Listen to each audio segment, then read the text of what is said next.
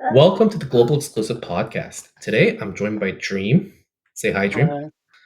And there is a special guest slash non-guest on my lap. My daughter, she might say some stuff while we're recording, so that's a heads up. Don't get surprised by baby sounds.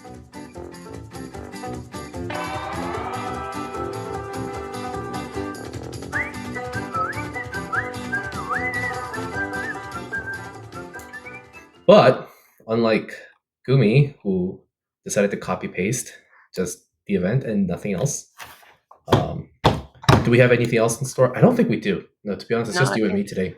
pretty much just some mediocre units today. Yeah, I mean, it's such a boring dead week, isn't it? Yeah, we've got a 4-star NVA that wasn't cut for once. That's But it news. was delayed a week so that people can't use it during the MK event. Hey. I mean, it kind of makes sense to have 2 banners, 2 NVAs, 1 on each TPH, but yeah, it You doesn't. do have a point. I wonder if the bonus will be added retroactively to Mod King. What do you mean retroactively? Like, if you're running the Mod King in week 2, will Zell now give bonus? I thought Zell did give bonus even in week 2. He gives like the 4-star bonus and stuff, but Okay. probably work. I don't know. All right. So speaking of Zell, let's talk about Zell first. He is what is his dream? Tell me about it. Is he?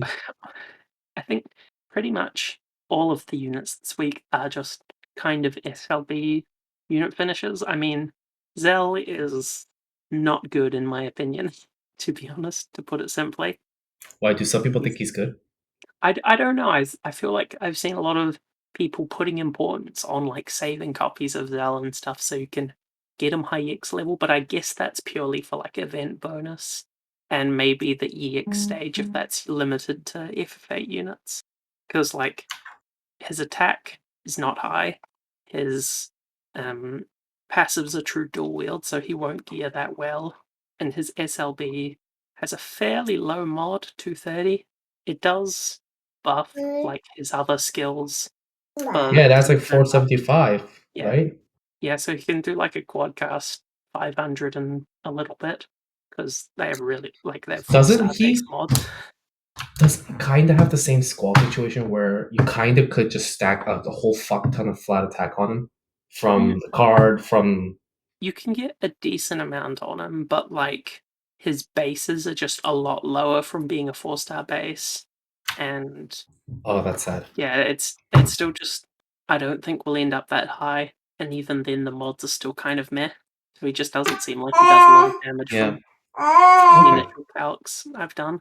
But yeah, like if you're really new, then sure he'll be a damage dealer you can use, and If you're otherwise really new, would you really use your red orbs on Zell? well, because he's NVA, he should only take a red orb at EX3, so you could get him to EX2. But even then, I don't even know how much free stuff for him we get from the event. If you even get him EX1 for free, or just like a couple copies.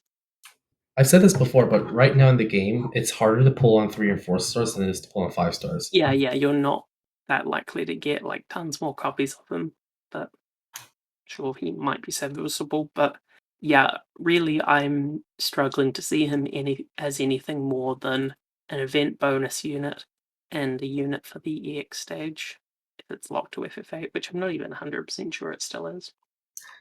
His STMR is okay, I guess, because it has static attack and 50% killers.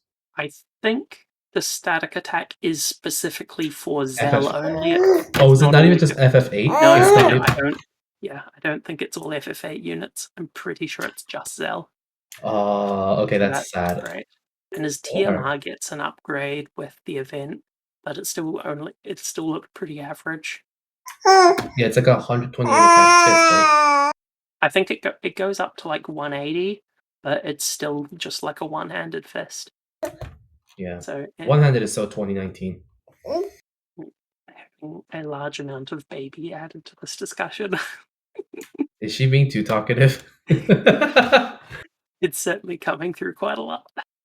Okay, I'll try to keep her away from the mic. The next Hey. Okay, so normally this podcast is between two people, like you and Barrels, right? And sometimes it's me, Hazard, and Sinzar. Well, today it's you, me, and Yuna. Say hi, Yuna. Oh, She's the same. She's the same. Hi. this is the new and improved cotton train. Got a replacement. But this train doesn't stop. It just keeps going. They're just like the old one then. Okay, so let's move on to the next group of units, Kiros and Ward. By the way, for any listeners, we're recording this on Thursday. So Thursday my time, Friday Dream time. But basically, what's happening is that because of Golden Week in Japan, there hasn't been any maintenance yet. Like we Yeah, haven't gotten anything. delayed by a day. I think it starts in like 40 40 minutes minutes. from when we Yeah, record. 40 minutes exactly. So Stem for person. all we could know, Goom could stealth buff or stealth nerf these units. I mean, it's a possibility. Don't laugh at me, Dream. It's a very small possibility, seeing as the news doesn't have any tags for it. But Yeah. I mean, okay, so let's go to Kiros and Ward. They are yeah, another SLB unit. kind of weird, to be honest. Yeah, like primarily they're an SLB chain unit, decent mod of 300. Their passives seem pretty decent, but they've got a bunch of passives that add a lot of defensive stats as well, and then they can provoke and do some big mitigations for short durations with long cooldowns. It just seems like there's a bunch going into this defensive side that is incredibly niche. Somebody said you could technically get them to 100% mitigation. Is that true? I can't find a Mm, move. no, I think it's just 90.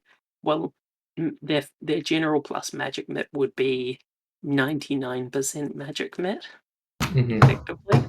But yeah, again, 3 turn duration, 10 turn cooldown.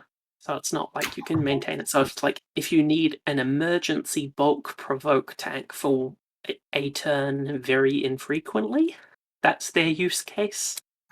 Maybe. I mean, okay. So here is a one niche scenario where this could be useful.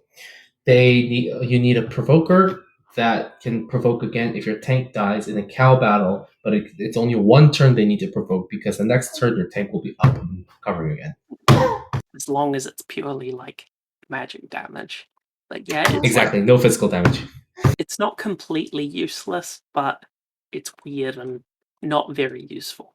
But they will be like they'll still be like a very tanky for a damage dealer, I guess, if there's some party wide damage. And they have one tag chaining ability, right?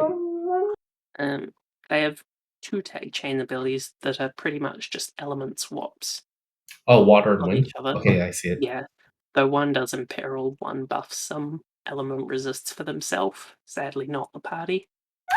Okay, so the unit themselves are pretty lackluster. It seems like whoever was designing this unit was like they were like I don't know phoning it in. Does that Yeah, make sense? well, I mean, it's kind of not too far off other JP damage dealers, to be honest.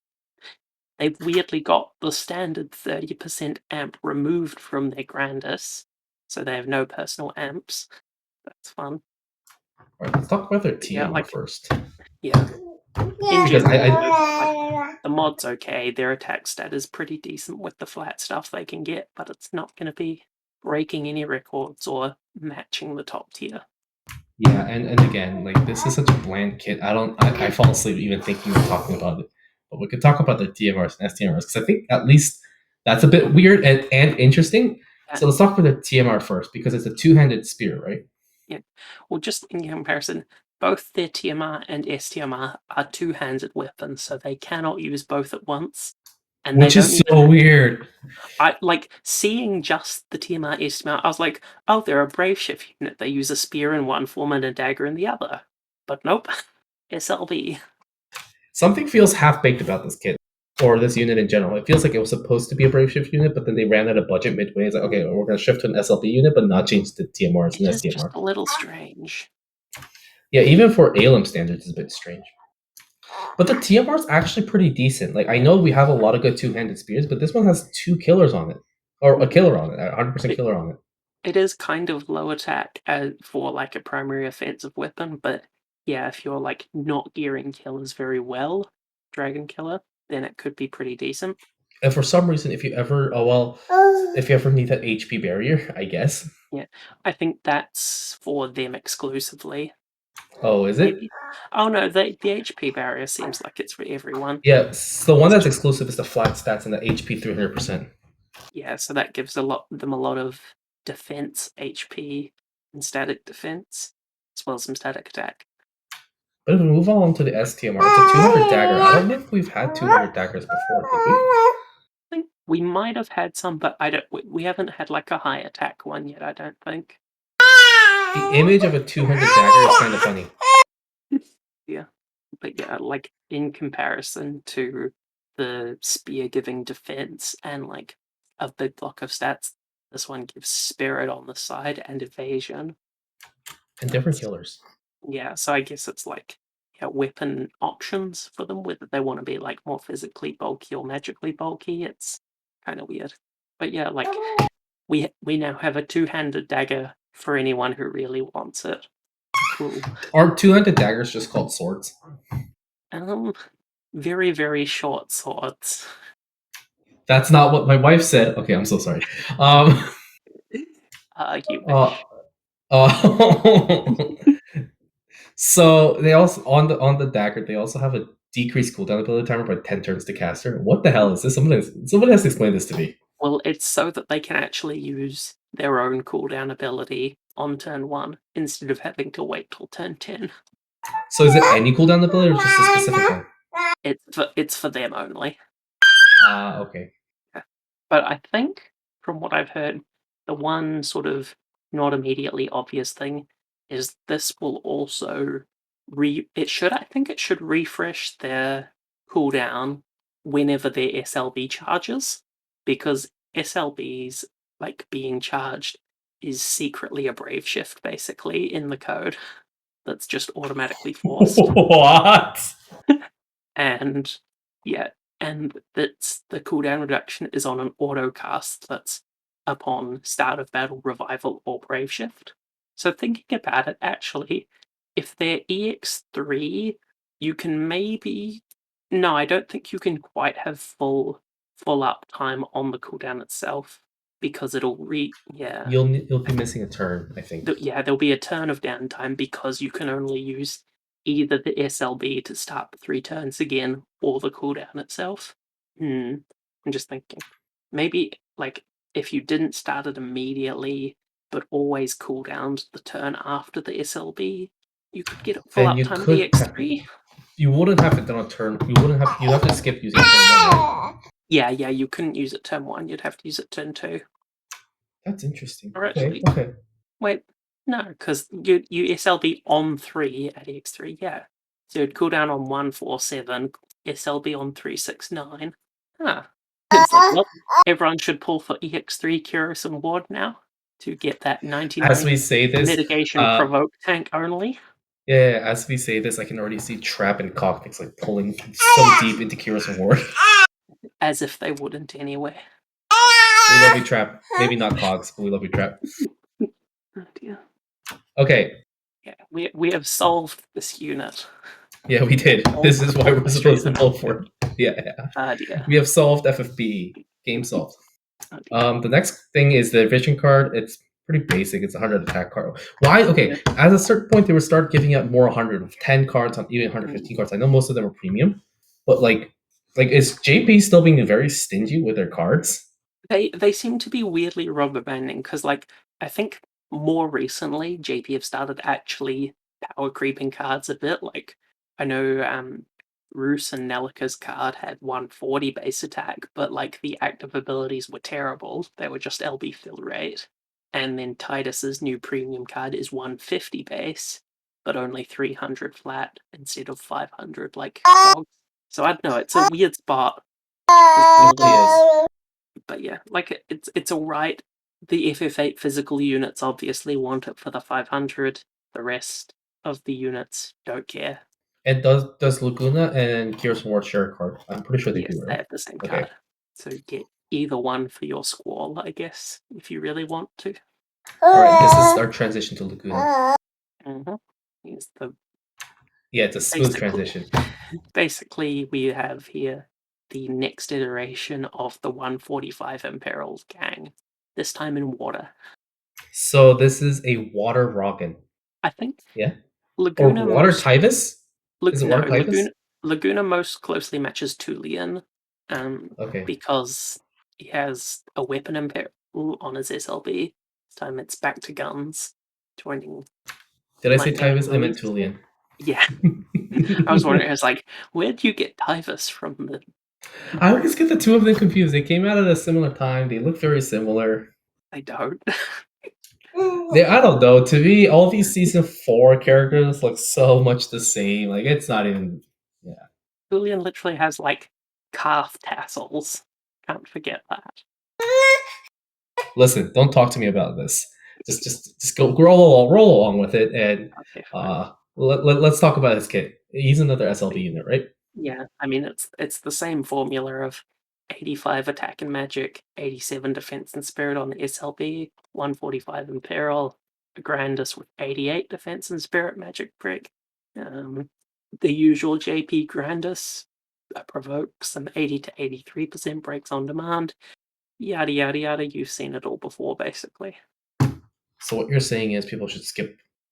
Yeah, I mean, if you really want that card, or like I don't know, the TMR for Kiros and Ward might be the highest two-handed attack gun on the STMR. That's pretty strong, but It also has LB damage and killers. So yeah, yeah. you get some good gear if you pull them, but as a unit, he's not really any more exciting than the other 145ers.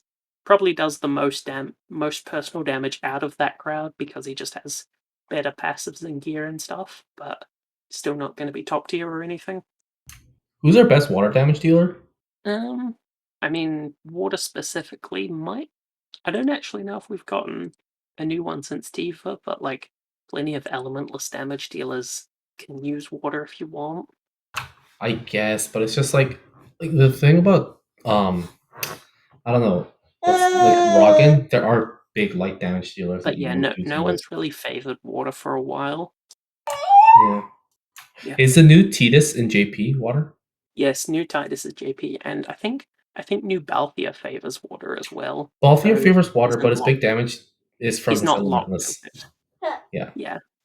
So yeah, but water does seem to be like having a bit of a run on JP currently. So I don't know. He might find some use. But yeah, especially like on JP once if Lord of the Seas Nicole gets his crowns, and we see some big water amps from him and Una. But for now, about as good as I can put it. All right. So his TMR, as Jim already mentioned, is a very interesting. It's a materia that increases static attack for FFH units only, and it's like 50% kills for everything. But it's a materia, sorry, but it's useless for everybody else. Yeah, the one thing is this is entire like only FF8 units can equip this, and as a slight correction from last week, Renoa's is the same. I thought it was just the magic that was locked to FF8 units last week, but it's the entire materia. It can't be equipped by anyone else. Breaking news: Stream is wrong. Oh shit, run. I'm gonna be cancelled now. Send your hate mail to Dream, and yeah, cancel him like the other Dream. I mean, by now there's enough other reasons people could send me hate mail anyway. Oof. Anyway. All right. The next STMR, the next thing we want to talk about, I guess, is the STMR here. As Dream already mentioned, that it's a gun. Yeah, we kind of already did this segment. And the card we covered too. Like, there's literally nothing to do now. We're padding content by this point. This is the countdown until Shadow realizes the episode's already over. Okay, so a bit of a personal Yeah. thing right now. I'm trying to like hold on to the baby at one point, but at the same time, I'm trying to press Alt when I'm talking. So there was like a few good seconds where I was like talking, and I forgot to press like the push to talk button. Ah, well. Yeah. Oh, I guess Laguna has a 2-stack Mirage on demand. Look at that. Wow. We Very needed this impressive. like 5 years ago. We had this like 5 years ago. Or more like 3 or 4, I guess, I depending more on like 2 or when 3, I think. when did like 7-star Kimari release? Was It's like 2-3 years ago, because I think NV started 2 years ago, so it's like 2 or 3 years ago. Yeah, it must be closer to 3, I think, at least. Anyway. Sorry, guys, this is literally all we can do right now.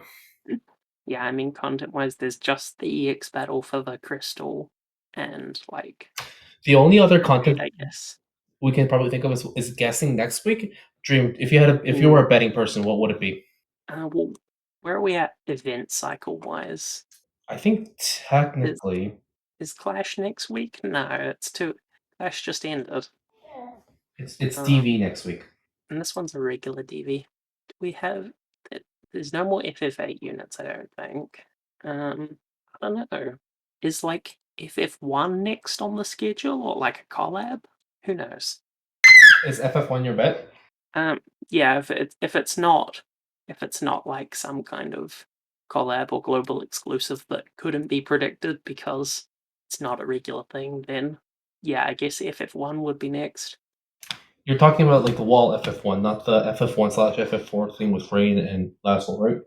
Yeah, I mean, I don't even know when that Rain and Laswell one comes out, but yeah, look, the new fledgling Warrior of Light. I think in the wiki they call it a different name. I think his base name is just called like Fledgling Warrior. Okay, so in JP they had a War of the Visions collab next after Laguna.